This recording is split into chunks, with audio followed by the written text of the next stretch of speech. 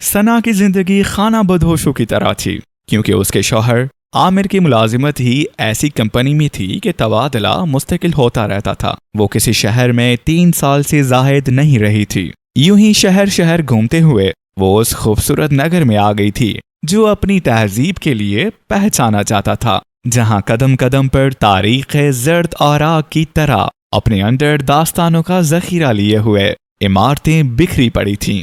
वो शहर जिसकी गोमती में कभी 1 लाख नाव घूमा करती थीं, जिन्होंने इस शहर को नाम लखनऊ दिया था, मगर अब वो नाव कहाँ। गोमती का दामन आज के इंसान के दिल की तरह सुकड़ कर इतना छोटा हो चुका था कि 1 लाख तो क्या 100 नाव भी ना समा सके, मगर फिर भी गोमती की हर एक लहर एक कहानी बयान करती हुई सी महसूस होती।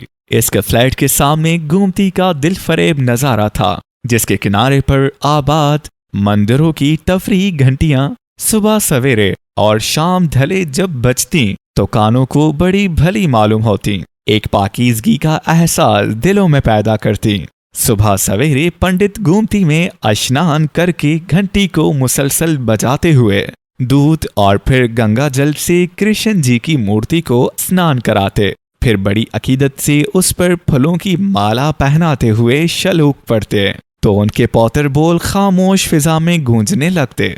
उसी वक्त मस्जिदों में आजानें होने लगी तो एक नई सहर अंगेजी माहौल पर तारी हो जाती। पेड़ पौधे झूम झूम कर हमदो सना करते तो परिंदे भी अपनी चहचहाट के सुर उनमें मिला देते।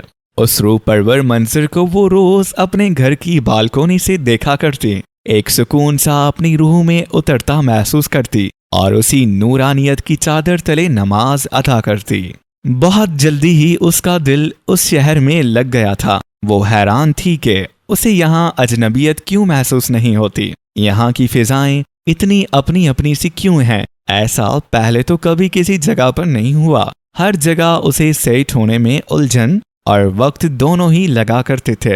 हर नए शहर की फिजाएं अजनबी ही लगा करती थीं।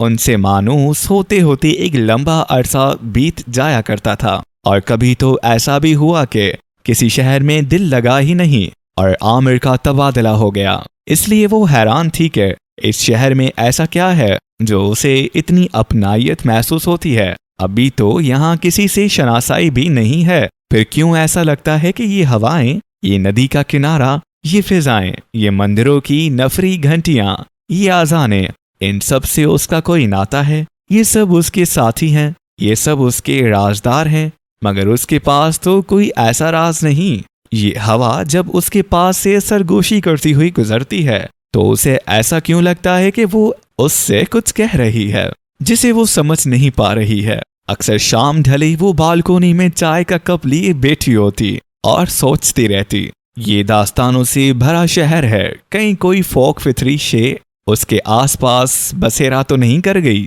तभी उसकी नजर सामने दीवार पर पड़ी। एक बड़ी सी छिपकली धीरे धीरे आगे बढ़ रही थी और एक झटके से उसने छोटी सी मासूम सी तितली को निशाना बनाया। तितली पूरी कुव्वत से छटपटाई और उसकी गिरफ्त से निकलकर नीचे गिर पड़ी, लेकिन जख्मी हो चुकी थी। दोबारा अड़ न पाई और दम तोड़ गई। ये मंजर उसके जहन पर सबत हो गया। दिल दर्द से भर आया। वो उठकर अंदर चली आई। वीकेंड पर सना और आमिर ने शहर की तारीखी मकामात देखने का प्रोग्राम बनाया तो सबसे पहले बड़े इमाम बाड़े जाने का सोचा, क्योंकि यहाँ देखने लायक जो कुछ भी था उनमें इमाम बाड़े ही सबसे अहम थे। रास्ते पता नहीं थे, इंटरनेट से मदद ली, उसके बावजूद वो भटक गए और बजाय इमाम बाड़े के मरकजी दरवाजे वाली सड़क के पीछे वाले रास्ते पर पहुंच गए। गंजान सा इलाका था जहां कुछ पुरानी तर्ज की शिकस्ता से मकानात थे। गाड़ी रोक के एक बुजुर्ग शख्स से आगे का रास्ता पूछा। भाई साहब, इमाम बाड़े जाना था हमें, रास्ता किधर से है? वो ठठक कर उसे देखने लगा जैसे पहचानने की कोशिश कर रहा हो। उसके इस तरह देखने और कोई जवाब ना देने पर आमिर ने जोर से सवाल दोहराया। जनाब, रास्ता बता दीजिए।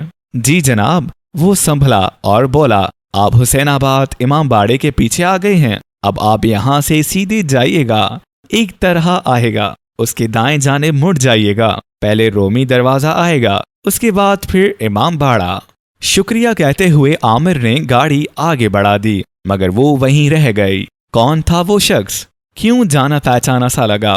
वो भी तो मुझे जैसे पहचानने ही की कोशिश कर रहा था। उसने जल्दी से सर को झटका और आमिर से बातों में मशगूल हो गई। इमामबाड़े की बड़ी गेट में दाखिल होते ही एक अलग समा नजर आया। वहां छमाई गई मजलिस होने वाली थी, जिसमें हजरत इमाम अली मूसा रजा तशरीफ ला रहे थे। मरसिए की रिकॉर्डिंग गूंज रही थी, जिससे सना पर रकत सी तारी होने लगी। दरियाए फुरात, वो मासूम अली असगर के प्यासे लब, वो अब्बास अलमदार के शाने पर झूलता सकीना का मशकीज़ा। हाय वो सकीना बाबा की लाडली, चच्चा की गोदों खेली। वो मासूम अली असगर, वो करबला के गरीबुल वतन जिन्हें लौटना नसीब ना हुआ। सारा दर्द ताज़ा हो चला था।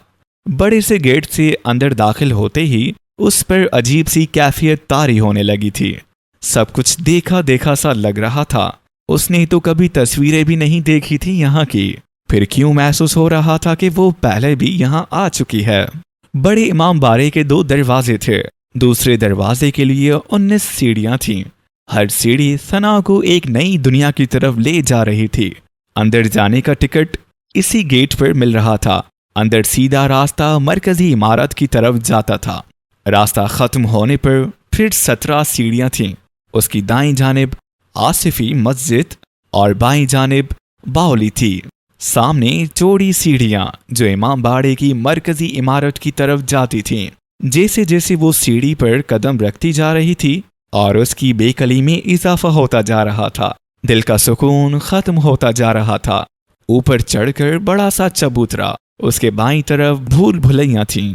वो पहले अंदर गए ज़ियारत की। ताज़िए और अंदर के मनाजिर ने फिर उसे एक अजनबी मगर मानो सी फिजा में ला खड़ा किया था। चाइना हॉल जिसमें ख़वातीन बैठकर वअज़ सुना करती थीं, उसके कोने में उसे काले मातमी लिबास से सरसराते महसूस हो रहे थे। वाक़या करबला की याद ताज़ा हुई जा रही थी। दर्द व गम की फिजा चार सू तारी थी। ज़ियारत के बाद बाहर निकले तो गाइड मुंतज़िर खड़ा था भूल भुलैया की तरफ ले जाने को, मगर वो गाइड की परवाह किए बगैर अपने आप में गम से आगे बढ़ गई थी। आमिर गाइड और दूसरे सैयाह के साथ बातें करता हुआ आ रहा था। वो भी महसूस कर रहा था कि यहाँ पहुँचने के बाद से वो कुछ खोई खोई सी है, मगर उसने इस बात पर कोई ख़ास तवज्जो नहीं दी कि शायद मरसिए और माहौल का उस पर गहरा असर हो रहा है और वो रंजीदा और मगमूम है। मगर सना पर तो कोई और वही कैफियत तारी थी कि सब कुछ अपना अपना सा, कुछ भी नया नहीं। ये हवाएं, ये फिजाएं, ये मनाजिर, सब कुछ देखे देखे से। वक्त थमा थमा सा वक्त। ये वक्त भी क्या चीज़ है, कभी ठहरता है तो सदियों पर महित हो जाता है, कभी चलता है तो लम्हों में सदियों की मुसाफत तय कर लेता है, कभी जिंदगी को रोक देता है तो कभी जिंदगी को अपने परों पर उड़ा ले जाता है। वो अपने ख्यालों में गुम थी कि आमिर ने आवाज दी, सना ठहरो भाई, तुम तो ऐसे आगे जाती जा रही हो जैसे सब चीजों से वाकिफ हो।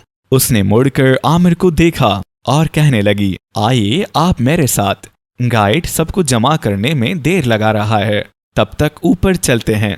भूल भुलैया की ऊंची ऊंची सुकड़ी सीढ़ियों पर चढ़ते हुए वो दोनों 489 रास्तों पर भटका देने वाली भूल भुलैया पर पहुंच चुके थे। अब रुककर जरा गार्ड का इंतजार कर लेते हैं, वरना हम भटक जाएंगे। उसने आगे बढ़ती सना को रोकते हुए कहा, नहीं भटकेंगे, मैं तो हूं आपके साथ। उसकी आवाज बदली बदली सी थी। आमिर ने चौंक कर उसकी तरफ देखा। वो मुस्कुरा रही थी। वो आगे एक रास्ते की तरफ बढ़ने को थी कि उसके आमिर ने उसका हाथ पकड़कर रोक लिया। तब तक गार्ड दीगर लोगों को लेकर ऊपर आ चुका था। वो भूल भुलैया की तारीख बता रहा था कि ईरान की इंजीनियर किफायतुल्लाह ने यहाँ की दीवारें कुछ इस तरह से बनाई हैं कि ये सरगोशियाँ सुनी नहीं लेती, बल्कि इन सरगोशियों को दूसरे को सुना भी देती हैं। आप यहाँ दीवार के करीब आकर कुछ कहिए, बिल्कुल होठों ही होठों से, और मैडम आप वहाँ दूर जाकर दीवार से कान लगाइए। आमिर ने दीवार में होठ लगाकर कहा, सना तुम मेरी जिंदगी हो। वो खिलखिलाकर हंस पड़ी। आप तो आशिकों सी बातें करने लगे। वो भी हंस पड़ा। चलो शोहर वाली बात सुनो। अरे सुनती हो, आज शाम को क्या पका रही हो? और हाँ, तुमने मेरे ऑफिस के कपड़े इस्त्री कर दिए? उसकी बातों पर हंसते हंसते सना की आंखों में आंसू आ गए। उसने फिर से दीवार पर कान लगा दिए। तुम आ गई? तुम्हें आना ही था ना एक दिन। उसने चौंक कर आमिर को देखा। वो तो गाइड से फन तामीर के बारे में बात कर रहा था, फिर किसकी सरगोशी थी? मेरा वहम होगा। उसने सर को झटका और आमिर के करीब हो गई, लेकिन पूरे वक्त बावजूद कोशिश के वो उस आवाज के हिसार से बाहर नहीं आ पाई कि कोई उसके आसपास है, कोई हर कदम यहाँ उसकी रहनुमाई कर रहा है। ना तो उसे कोई हिला नजर आया, ना ही कोई ऐसी चीज, लेकिन बस एक बाज़गश्त थी जो सिर्फ उसे सुनाई दे रही थी और मुसलसल उस पर अपनी गिरफ्त मजबूत करती जा रही थी।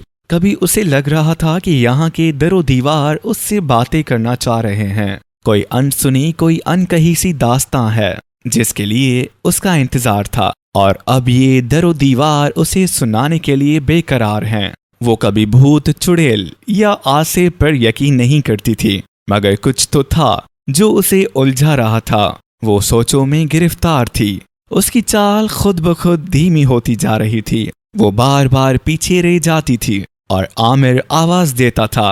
अब के आमिर ने उसका हाथ पकड़कर उसे साथ ले लिया था। अब वो बावड़ी की तरफ बढ़ रहे थे।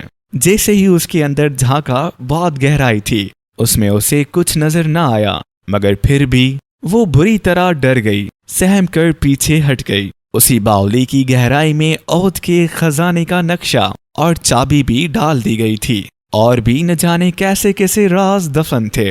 वो सोच रही थी, ये तारीख भी ना कितनी बेरहम होती है, कितनी हौलनाक कहानियां इसके दामन में बिखरी पड़ी होती हैं, मगर फिर भी कभी उसका दामन भरता नहीं।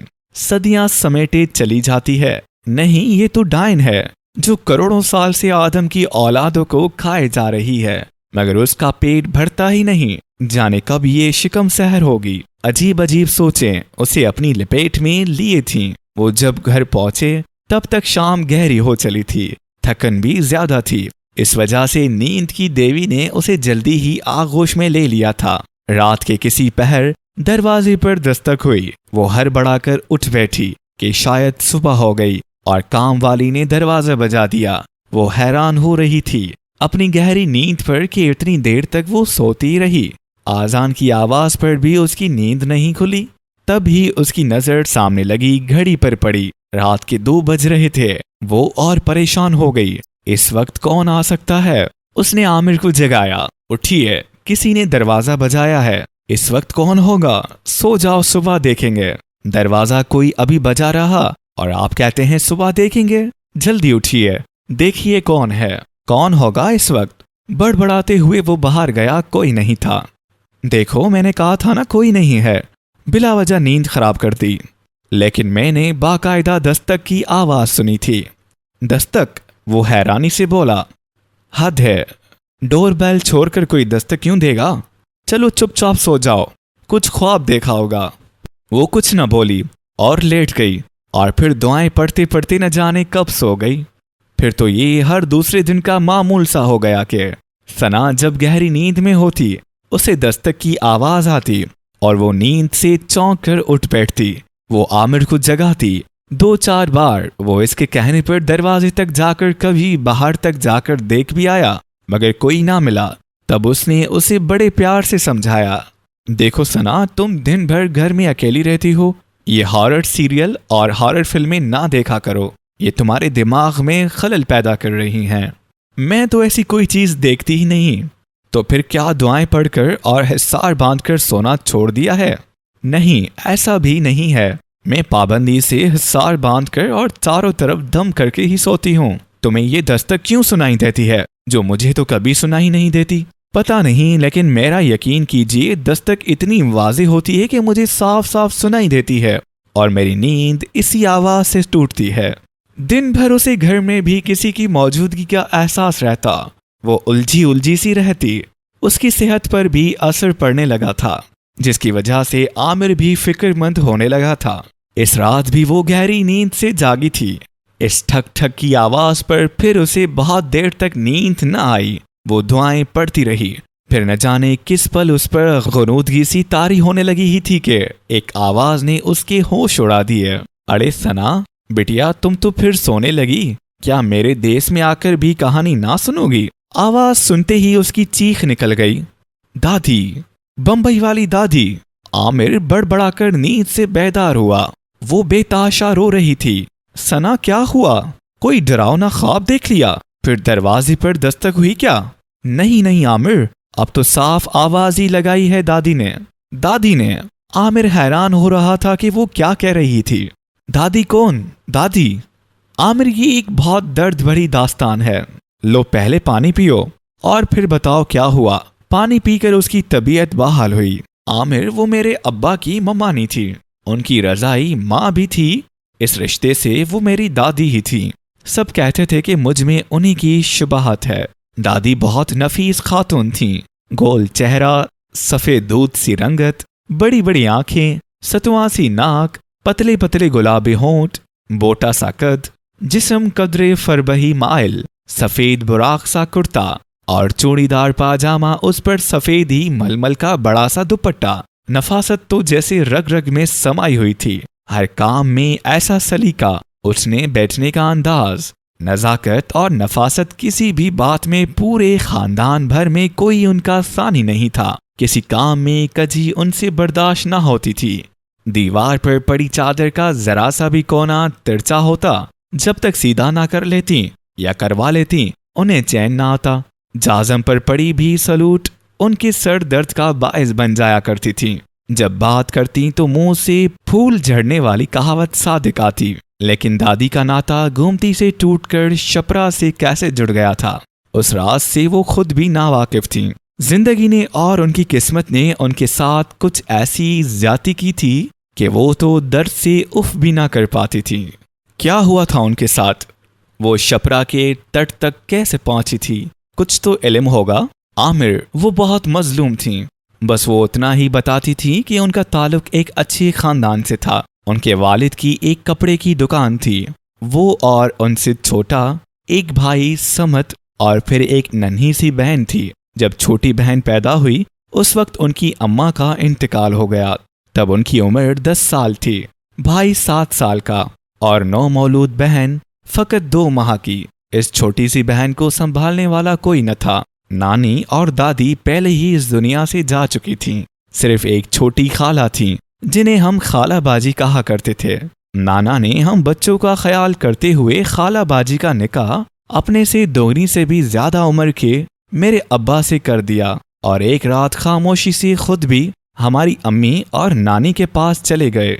हम बहुत खुश थे कि खाला बाजी अब हमारे घर ही रहने लगी थी, मगर वो अब हमसे वैसी मोहब्बत नहीं करती थी जैसी अम्मी की जिंदगी में करती थी। अब तो वो जरा सी गलती पर हमें धनक कर रख देती थी।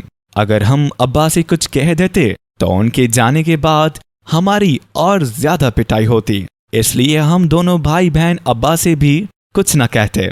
अम्मी ने अपनी जिंदगी में ही मेरा रिश्ता गली के कोने पर रहने वाली खालदा पुप्पी के बेटे साजिद से कर दिया था। जब हमारी मंगनी हुई उस वक्त साजिद की उम्र बमुश्किल 14 साल और मेरी 9 साल थी। हम बहुत खुश थे। साजिद अक्सर घर आया करता था और हम खूब खेलते थे, मगर अम्मी के जाने के बाद से मुझे खेलने का वक्त ही नहीं मिल पाता था। घर के काम और फिर छोटी को संभालना मेरी जिम्मेदारी सा बन गया था। अब साजिद जब भी आता समत के साथ खेलता रहता। उसकी मौजूदगी मुझे अच्छी लगती, क्योंकि जब मैं सहन में काम कर रही होती और खाला बाजी अंदर कमरे में होती तो वो कुछ कुछ कामों में मेरा हाथ भी बटा देता था। उस दिन भी मैं मसाला पीस रही थी। न जाने कैसे वो बड़ा सा बटा सल पर पीस रहे। मसाले के बजाय मेरी उंगलियों को जख्मी कर गया। उसी वक्त साजिद आ गया। मेरी आंखों से आंसू बह रहे थे। उसने मेरी जख्मी उंगलियों को देखा, जल्दी से पानी से उन्हें धोया और कस के दबाया कि खून बहना रुक जाए। उसी असना में खाला बाजी निकल आई और ये मंजर देखकर भड़क उठी। वो साजिद को डांटने लगी कि ये क्या कर रहे हो। उनकी अंदाज पर साजिद को भी गुस्सा आ गया। आप इससे इतना मेहनत का काम लेती हैं, देखिए कैसे चोट लगी है इसे। कोई चोट वोट नहीं है, जरा जरा से काम में नखरे दिखाती है। चल जल्दी कर, उधर छोटी ने भी गंदगी कर रखी है। छोड़ गई माँ मेरे सर सबको। ये जरा सा काम है खाला बाजी, आप खुद क्यों नहीं करती ये काम? बस खाला बाजी का पारा इंतहा को पहुंच गया। वो चोट खाई नांगन की तरह फनकारी, होता कौन है तू जो हिमायती बने? चिल्ला जा रहा, और तेरी इतनी मजाल कि मुझसे इतनी जबान लड़ाए। मैं इसका मंगेतर हूं और ये मेरी दुल्हन है। मंगेतरी है ना, निकाह तो नहीं हुआ ना? देखती हूं अब ये कैसे तेरी दुल्हन बनती है। निकल जा यहां से, और अब दोबारा कदम मत रखना यहां। मैं अभी जाकर अपनी अम्मी को सब बताता हूं कि आप इस पर कैसा जुल्म करती हैं। हाँ हाँ जा बता दे। उसके बाद क्या हुआ मुझे नहीं मालूम। साजिद दोबारा घर नहीं आया था। हाँ, इतना जरूर था कि अब जब दुकान से आए खाला बाजी को उन्होंने न जाने क्या कहा था। वो चुप चुप रहने लगी थी और अब्बा हमारा ध्यान ज्यादा रखने लगे थे। हमें साथ बिठाकर खाना खिलाते थे, सर पर हाथ फेर कर दुआ देते। कुछ दिन से खाला बाजी अब्बा की दुकान जाने के बाद रक्षा में बैठकर कहीं चली जाती थी। उस दिन उन्होंने मुझसे कहा कि चलो मेरी सहेली के घर, तुम भी साथ चलो। मैंने कहा। छोटी कहने लगी उसे भी साथ लेके चलेंगे। समद स्कूल जा चुका था। वो रक्षा से हमें कहीं ले गईं। उनकी सहेली बहुत बड़ी सी औरत थी, मुझसे बहुत प्यार से बातें कर रही थी। छोटी को भी उन्होंने खूब प्यार किया। फिर हमें चाय दी। चाय पीने के बाद मुझे नींद आ गई। फिर मेरे साथ क्या हुआ मुझे कुछ खबर नहीं। जब मेरी नींद खुली मैं ट्रेन में थी। एक अब्बा के जैसा आदमी पास बैठा हुआ था। मैं डर कर रोने लगी तो उसने मुझे झड़क कर चुप कर दिया। मैंने डरते डरते पूछा, मेरी खाला बाजी, मेरी छोटी? वो बोला सब घर पर हैं। उसके बाद मुझे फिर नींद आ गई। जब मैं दोबारा जागी तो अपने आप को एक अजनबी घर में पाया। एक खातून उदास सी मेरे पास बैठी थी। मैं उनसे रो रो कर पूछती रही कि मुझे यहाँ क्यों लाया गया है, मुझे मेरे घर पहुंचा दो, मुझे मेरी छोटी और भाई को देखना है। मगर वो भी खामोशी से मेरा मुंह देखती रहीं। फिर मुझे गले लगाकर रो पड़ी कि बस अब यही तुम्हारा घर है। फिर उन्होंने मुझे अच्छे से कपड़े पहनाए और एक मौलवी साहब ने आकर मेरा निकाह उसी आदमी से पढ़वा दिया जो मुझे लेकर आया था।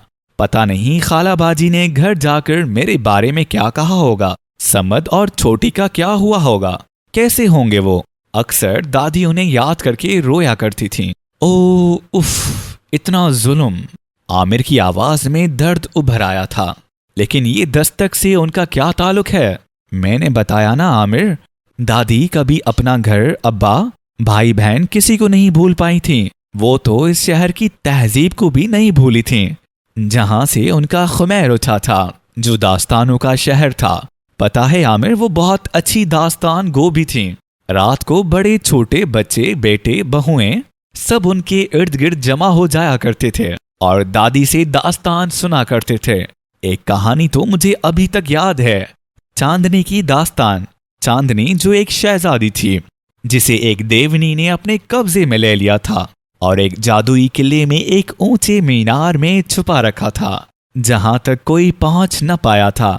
देवनी दिन भर सोती और रात को कहीं चली जाती थी। सुबह जब आती तो आवाज देती, चांदनी, ओ चांदनी, बाल खोल नीचे लटका तो मैं ऊपर आऊं। तब चांदनी झरोके में आती, अपने बाल नीचे लटकाती और देवनी उन्हें पकड़कर ऊपर चढ़ जाती। एक मर्तबा एक शहजादा शिकार के पीछे भटकता उस तरफ निकल आया। रात हो चली थी। एक पेड़ के नीचे थक कर सो गया। सुबह देवनी की आवाज पर उसकी नींद खुली। उसने ये मंजर देखा और चांदनी को जो देखा तो उसके हुस्न पर दिलो जान से फिदा हो गया और वहीं जंगल में डेरा डालकर बैठ गया। अगली रात जैसे ही देवनी किले से बाहर गई, उसने आवाज दी, चांदनी, ओ चांदनी, बाल खोर नीचे लटका तो मैं ऊपर आऊं। चांदनी ने शहजादे को देखा, जल्दी से बाल खोले और उसे ऊपर बुला लिया। तब चांदनी ने उसे बताया कि देवनी की जान काली पहाड़ी पर रहने वाली मैना में है। शहजादे ने उससे वादा किया आजाद कराने का और वापस लौटकर मीना को खत्म करके शहजादी को रिहा करा लिया। जब भी वो ये दास्तान सुनाती थीं, बहुत उदास हो जाया करती थीं, क्योंकि उनका शहजादा तो रिहाई करवा नहीं पाया था। बल्कि देवनी के अनजान किले में वो फंस कर रह गई थी। लेकिन सना, ये तो बताओ कि दादी ने तुमसे अभी ऐसा क्या कहा जो तुम ऐसे रो रही थी? आमिर ने उसकी बात काटते हुए बेताबी से पूछा। आमिर, दादी के 7 बेटे और 3 बेटियां थीं। उनके जालिम शौहर का इंतकाल जब हुआ तब सब बच्चे छोटे छोटे थे। बड़ी मुश्किलों से दादी ने उन्हें पाला, मगर वो सब अपने बाप का ही खून निकले। वो कहते हैं ना कि सांप की औलाद सांप ही होती है। बस यही समझो, किसी ने कभी दादी के दर्द को नहीं समझा, उनकी तड़प पर ध्यान नहीं दिया। सब अपनी अपनी दुनिया में ऐसे मगन हुए कि दादी को तो जैसे भूल ही गए कि उस माँ की एक ही तो ख्वाहिश रही जिंदगी भर कि कोई उन्हें उनके वतन एक बार ले जाए। कई बार वो बेटों और बेटियों से खुशामद भरे लहजे में कहा करती थी, मगर पत्थर दिल औलादों का दिल कभी नहीं पिघलता था। दादी ठंडी आह भरकर रह जाती। ऐसा भी नहीं था कि उनके बेटे गरीब थे। 3 बेटे जो बंबई में थे खासे पैसे वाले थे, मगर बस बेहिस थे। वो गरीबुल वतन अपने वतन के लिए तड़पती रह गई। हद तो उस वक्त हुई जब उनकी एक पोती का रिश्ता दादी के वतन में हुआ। तब वो बहुत पुरुमीद हो गई थी कि अब तो वो अपने घर जा सकेंगी। कैसा होता है ना बेटी का अपने घर से नाता, वो चाहे बूढ़ी हो जाए मगर अपने मायके की चाह नहीं छूटती। और दादी तो गरीबुल दयार थीं। लेकिन किस्मत की सितम ज़रीफी ही कहिए कि लड़के वालों ने शादी बंबई में आकर कर दी और सफाक बेटे ने दादी से कह दिया कि अब हमें वहां जाने की जरूरत ही क्या है। वो खामोश नम आंखों से अपने कमरे में लौट आई थीं। दादी बहुत मायूस हो गईं। उनकी उस वक्त जो उम्मीद खत्म हुई, आस जो टूटी, उसने उन्हें अंदर से बिखेर कर रख दिया। उसके बाद दादी कभी समझ नहीं पाई। फिर उनको किसी ने हंसते नहीं देखा और एक रात वो खामोशी से अपने घर जाने का अरमान लिए इस दुनिया से ही रुखसत हो गईं। ये है उनकी कहानी। तुम्हारे अब्बा भी तो थे उनके बेटे ही की तरह, वो क्यों नहीं ले गए उन्हें उनके वतन? हाँ आमिर, मेरे अब्बा पर भी उनका पूरा हक था, मगर किस्मत की सितम ज़रीफी ने तो दादी के दामन को कुछ ऐसा मजबूती से पकड़ लिया था ना, कोई क्या करता। पहले तो हमारे घर की गुर्बत, दूसरी अब्बा के एक्सीडेंट ने उन्हें मफलूज ही कर दिया था। वो चाह कर भी कुछ नहीं कर सकते थे और फिर उसी हालत में उनका इंतकाल ही हो गया। आमिर, दादी की बेकरार रूह को आज तक करार नहीं मिला है।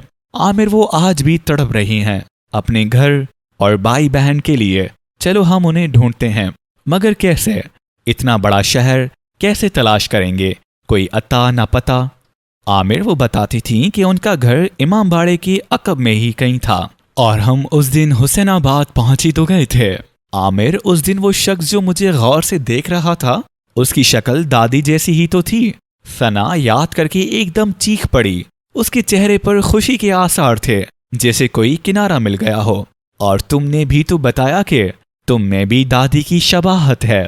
रात बीत चुकी थी, सुबह नमूदार हो चली थी और फिर वो दोनों चल पड़े एक अधूरी कहानी को मुकम्मल करने के लिए, ये जानते हुए कि इस जहान में कोई भी कहानी मुकम्मल नहीं होती।